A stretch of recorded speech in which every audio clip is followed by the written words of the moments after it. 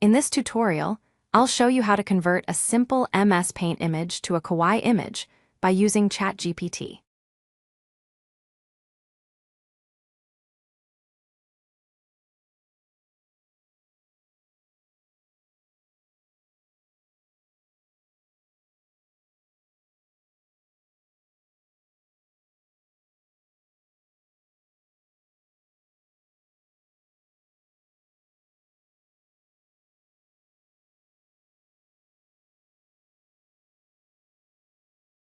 Let's upload this image to ChatGPT.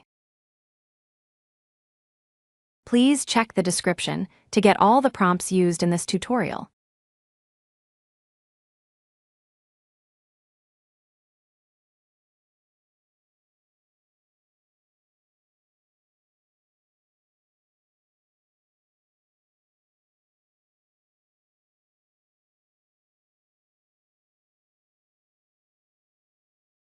Let's create a YouTube thumbnail.